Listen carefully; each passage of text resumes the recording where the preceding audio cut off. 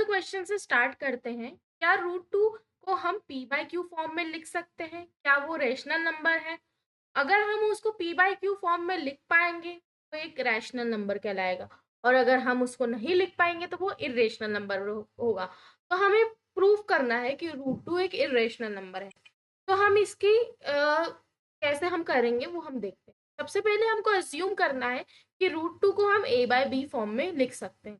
अगर हम उसको ए बाय बी फॉर्म में लिख सकते हैं जिसमें ए और बी का कोई भी कॉमन फैक्टर नहीं होगा, तो हम बोल सकते हैं कि रूट टू एक रेशनल नंबर है। ठीक है, तो हमारा फर्स्ट अजम्पशन होगा root two is equals to A by B.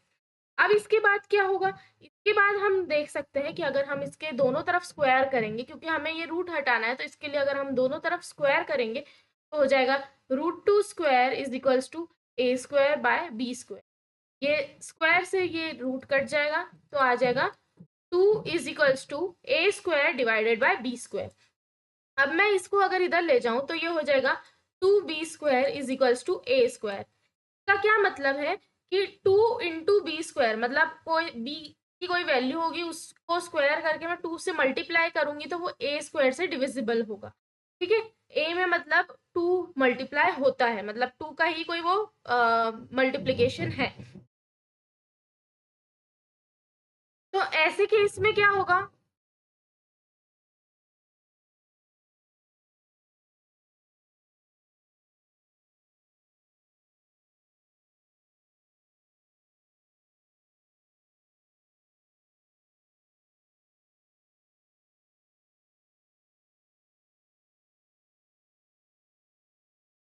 We can say that two is a multiple of A square. और हमें एक प्रॉपर्टी पता है कि अगर कोई नंबर उसके स्क्वायर का मल्टीपल है तो उसका भी मल्टीपल होगा।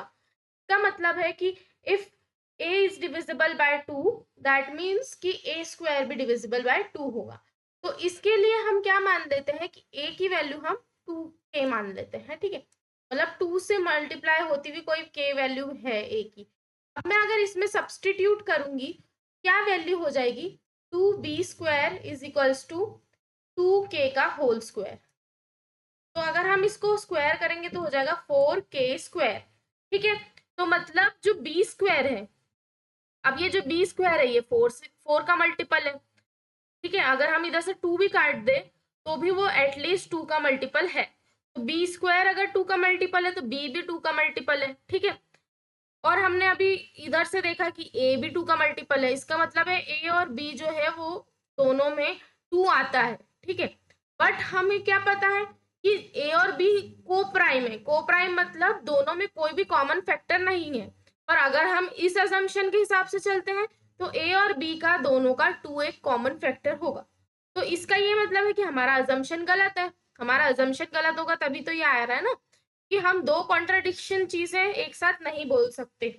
तो by method of contradiction we can say that root two can not be written in the form of a by b and that's why it is irrational number. Okay, तो ये इसका एक एक्सप्लेनेशन है। इसका आपको अगर प्रूफ देखना है तो ये मैंने पूरा लिख दिया है इसके स्टेप्स। ये सारे स्टेप्स आपको प्रॉपरली पता होने चाहिए। आपके जब सीबीएसई एग्जाम में पूछे जाएंगे तो आपको ये स्टेप्स लिख के दिखाने पड़ेंगे। तो इसलिए मैंने आपको ये स्टेप्स भी लिख के दे दिए हैं, आप चाहे तो इसका स्क्रीनशॉट ले सकते हैं।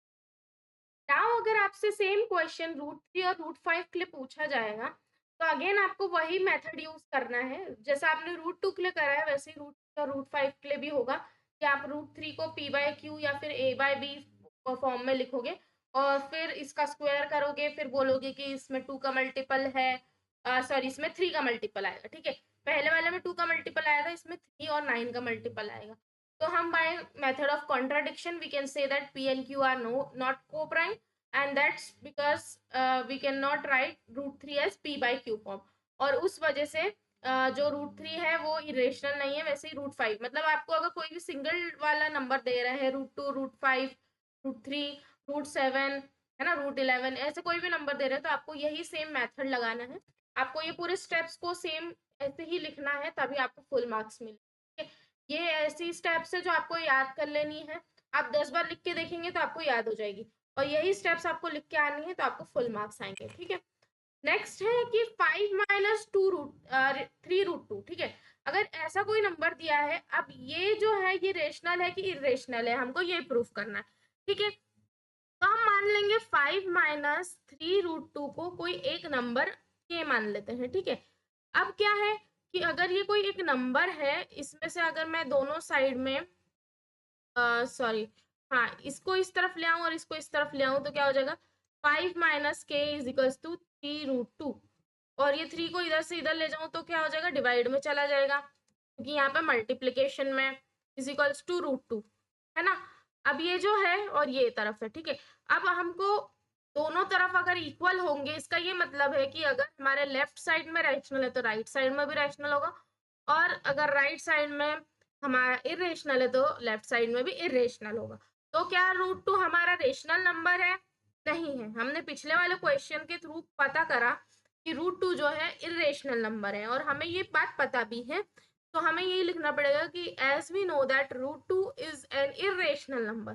तो अगर राइट साइड में इरेशनल को हमने इक्वल बोला है, मतलब ये वाला भी पूरा जो नंबर है वो क्या हो जाएगा, इरेशनल नंबर कहलाएगा, ठीक है। तो ये जो पूरा नंबर है ये भी इरेशनल है। इसका ये मतलब है कि 5 माइनस 3√2 जो पूरा नंबर आएगा वो इरेशनल होता है, इट्स एन इरेशनल नंबर। इसका भी जो कंप्लीट सॉल्यूशन है वो मैंने आपको यहाँ पे दिया हुआ है, ठीक है। यही है कि 5 माइनस 3√2 को हमने r मान लिया है, और फिर अगर हमारा 3√2 अगर ये एक रेशनल होता है तो 5 माइनस r भी रेशनल होगा, ठीक है। बट हमें जब पता चला कि √2 एक रेशनल नहीं है, इरेशनल है, तो इसलिए कॉन्ट्राडिक्शन के थ्रू हम बोल सकते हैं कि ये जो पूरा नंबर है ये पूरा नंबर क्या है, इरेशनल नंबर है। तो अगर आपको और भी ऐसे कोई क्वेश्चंस आते हैं जिसमें बीच में प्लस माइनस और समथिंग लाइक दैट है, और जिसमें हमारे पास इरेशनल नंबर है, तो उस वाले केस में हमेशा ये नंबर जो रहता है वो इरेशनल नंबर आता है। तो दैट्स इट, यही हमारा प्रूफ था। आज कहना था not everything valuable can be perfectly express just like irrational number. हर चीज हमारे लाइफ में जो होती है उसको हम परफेक्टली समझा नहीं सकते, जैसे कि इरेशनल नंबर, इरेशनल नंबर को हम समझ नहीं सकते कि कैसे होते हैं। सिमिलरली लाइफ में बहुत सी ऐसी चीजें हैं जिसको हम एक्सप्लेन नहीं कर। तो ये दैट्स इट। अब हम मिलते हैं नेक्स्ट वीडियो में। Thank you for watching. अब आप अपने फ्रेंड्स के साथ शेयर कर दीजिए, और subscribe to my channel, and मैं मिलती हूँ आपको अगले वीडियो में। तब तक के लिए बाय बाय।